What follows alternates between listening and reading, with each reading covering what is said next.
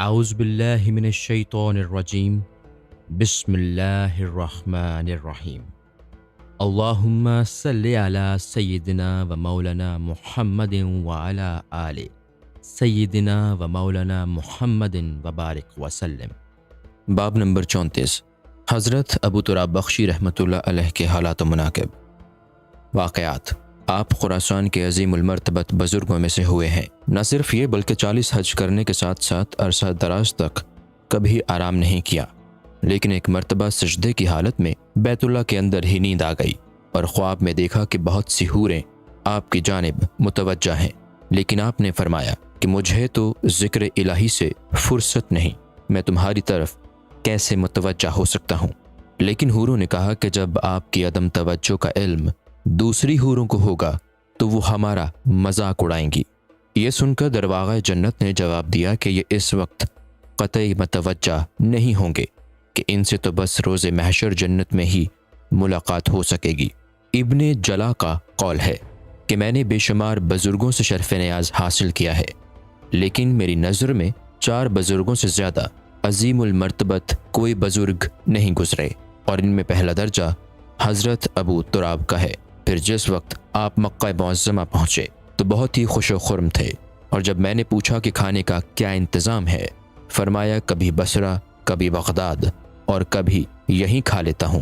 حالات: آپ اپنے دوستوں میں کوئی عیب دیکھتے تو خود توبہ کرتے ہوئے مجاہدات میں اضافہ کر دیتے اور فرمایا کرتے کہ میری ہی نحوست کی وجہ سے اس میں یہ عیب پیدا ہوا، اور مریدین سے فرمایا کرتے کہ ریاکار کا کوئی کام نہ کرنا۔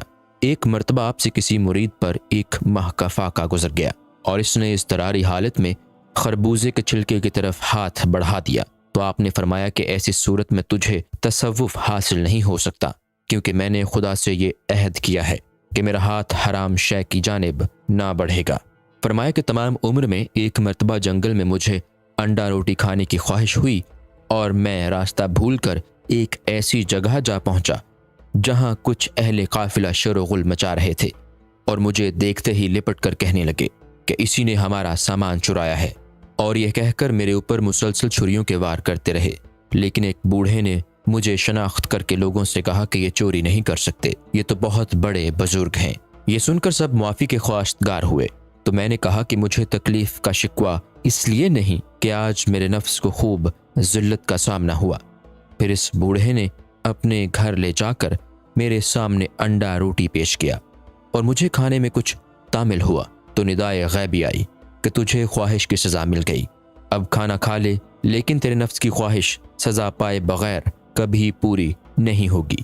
ایک مرتبہ آپ ارادت مندوں کے ہمراہ جنگل میں سفر کر رہے تھے کہ سب کو پینے اور وضو کے لیے پانی کی ضرورت پیش آئی، اور سب نے آپ سے عرض کیا، چنانچہ آپ نے زمین پر ایک لکیر کھینچ دی جہاں سے اسی وقت ایک نہر جاری ہو گئی۔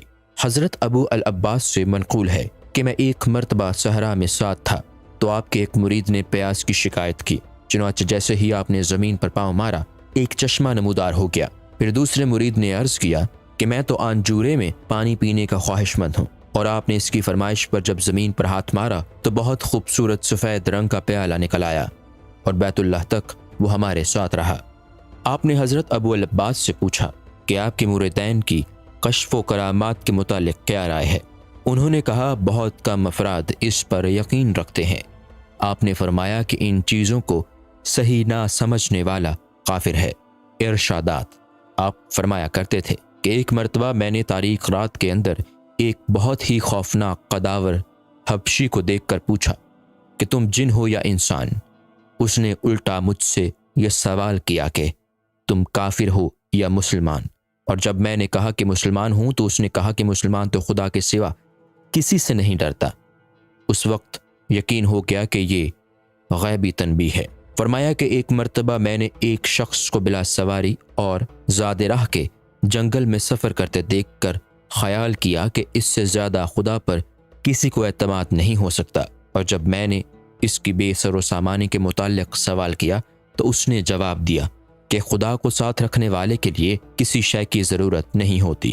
فرمایا کہ میں نے 30 سال تک نہ کسی سے کچھ لیا اور نہ دیا۔ لوگوں نے عرض کیا کہ اس کی وضاحت فرما دیجیے، تو آپ نے کہا کہ ایک شخص نے مجھے دعوت دی لیکن میں نے قبول نہیں کیا اور اس جرم میں مسلسل 14 یوم تک فاقہ کشی کرتا رہا۔ فرمایا کہ بندہ صادق وہی ہے جو عمل سے قبل ہی لذت عمل کو محسوس کر لے، اور اخلاص ایک ایسا عمل ہے جس میں لذت عبادت مضمر ہے۔ فرمایا کہ 3 چیزوں سے انس مضرت رساں ہے، اول نفس سے، دوم زندگی سے، اور سوم دولت سے۔ فرمایا کہ سکون و راحت تو صرف جنت ہی میں مل سکتے ہیں۔ فرمایا کہ واصل باللہ ہونے کے 70 مدارج ہیں، اور ان میں سب سے اعلیٰ درجہ توکل ہے اور ادنا درجہ اجابت۔ اور توکل کا مفہوم یہ ہے کہ خدا کے دیے پر شکر ادا کرے اور نہ دینے پر صبر کرے، لیکن ہمہ وقت اس کی یاد میں گم رہے۔ فرمایا کہ خدا نے علماء کو صرف ہدایت کے لیے تخلیق کیا ہے۔ فرمایا کہ غنا کا مفہوم ہر شے سے مستغنا ہونا ہے، اور فقراء کا مفہوم ضرورت مند ہونا ہے۔ استغنا۔ کسی نے آپ سے عرض کیا کہ اگر آپ کی کوئی حاجت ہو تو فرما دیجیے۔ آپ نے جواب دیا کہ مجھے تو خدا سے بھی حاجت نہیں، اس لیے کہ میں تو اس کی رضا پر خوش ہوں، وہ جس حال میں چاہے رکھے۔ فرمایا درویش کو جو مل جائے وہی اس کا کھانا ہے، اور جس سے جسم ڈھانپا جا سکے وہی لباس ہے، اور جس جگہ مقیم ہو وہی مکان ہے۔ وفات۔ آپ کا انتقال بصرہ کے صحرا میں ہوا، اور انتقال کے برسوں بعد جب وہاں سے کوئی قافلہ گزرا تو دیکھا کہ آپ ہاتھ میں عصا لیے قبلہ رو کھڑے ہیں اور ہونٹ خشک ہیں، مگر اس کے باوجود کوئی درندہ آپ کے پاس نہ بھٹکتا تھا۔